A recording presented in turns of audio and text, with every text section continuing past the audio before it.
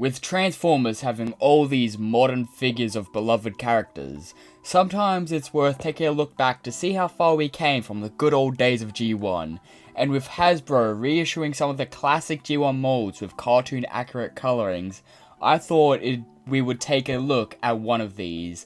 This is the review for the G1 Retro Starscream. Starting off in jet mode, Starscream turns into what I can tell is a pretty accurate F-15 Eagle. Going off pictures and stuff, it's really accurate with how it's molded with the nose cone and the thrusters. It's something that a lot of modern Starscreams can't get down due to how they have to transform. But it's nice that at least one Starscream outside of Masterpiece looks as accurate as the G1 does.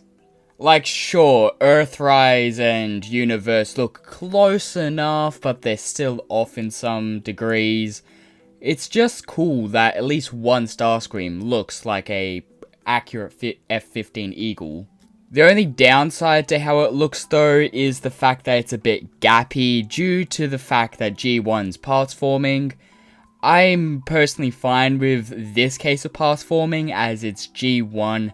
Back in the 80s, they didn't have all the engineering standards that we have today, so I give them a pass. And one of the cool things we get out of the parts forming is a actual posable front wheel section, or front landing gear, which is quite nice. And something else this Starscream has that I quite like is an opening cockpit. You don't see them a lot on modern figures as they've got Transformer junk in there. So I just like that it was included because back in the 80s, Starscream came from the Diaclone line, I think. And they used to have little pilots that used to sit in there because they were pretty much like robot mechs.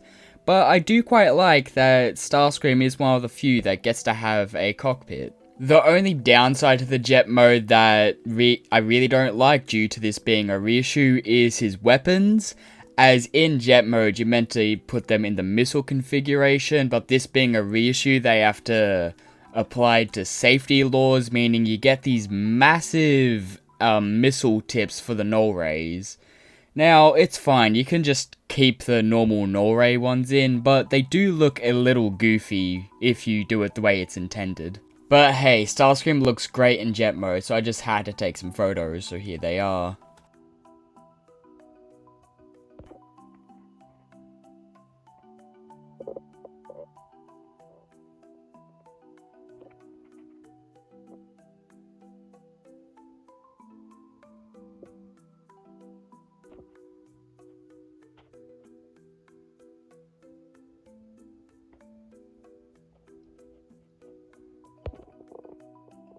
Transformation on Starscream here is quite simple due to it being G1. Basically what you do is you remove everything, fold out the arms from the back, pull the nose cone down and feed it through. But what I have found out is you don't have to parts form him to transform him, as you can just like slightly move things out of the way to push things around. It's quite nice. But like I said earlier, Starscream, I give a pass on parts forming for the G1 figure, because the 80s, they couldn't really do much. And, I mean, you still have to parts form the hands on, and then there's nowhere to put the landing gear, so I just did that in his chest. But, altogether, it's a really nice transformation from, like, 40 years ago, so I quite like it quite a bit. Here we are in robot mode, and wow, I just love how Starscream looks here. Like, sure, he doesn't look like how our modern ones look, but he really just captures the feel of the 80s figure so well. Like, you can tell where all the design cues for the cartoon model came from, and in this paint scheme itself, you can tell a lot more. Like, looking at his head sculpt, which they actually painted a nice cartoon accurate, the side fins on the modern Starscreams, they were just part of the nose cone. And something that I like about this G1 figure is you can actually turn Starscream here into a nose cone seeker, which I find hilarious. So you can either have normal Starscream or conehead Starscream. But taking a look down the body, there's definitely all these design cues that the show definitely took. Like looking down the body, there's these square parts where in the show they were just square holes, and then in modern figures that's where little air vents go. And keep looking down at the legs, there's all these details, there's the thrusters and the way the feet are.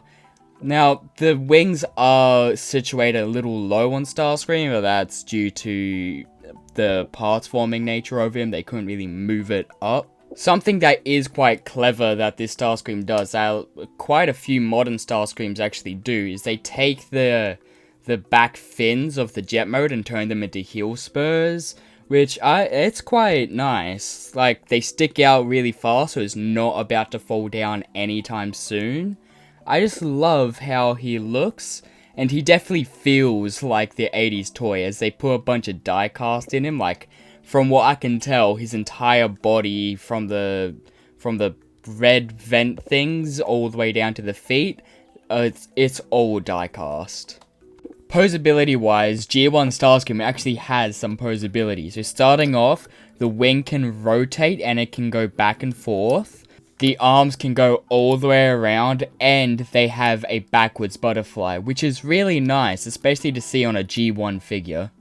Accessory wise, Starscream comes with his fists, as you have to parts form them on and off. He also comes with his null rays. Now, these null rays are spring loaded, and they're extremely powerful, to where just a little tap can set them off. I've experienced that, and I've almost lost them a couple times, so I do say be careful with them. But they are fun to shoot around and stuff, just be careful with them. And you can also swap out their tips with the missile ends. And finally, Starscream gets a G1 Megatron, which can peg into his hands using the posts on the bottom and the 5mm port on the top. At least I think that's 5mm.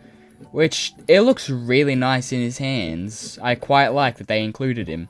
Also, he can peg onto Starscream in jet mode. But hey, G1 Starscream might not be able to pose the best, but he does look good, so I had to take some photos, so here they are.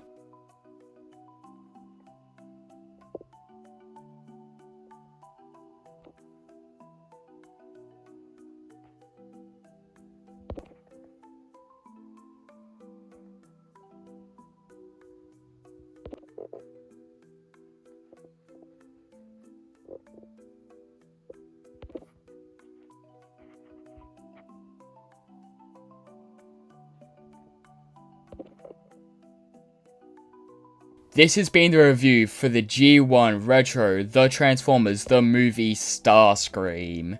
Tell me below, what do you think of this figure? Are you going to pick him up, or are you going to not pick him up entirely?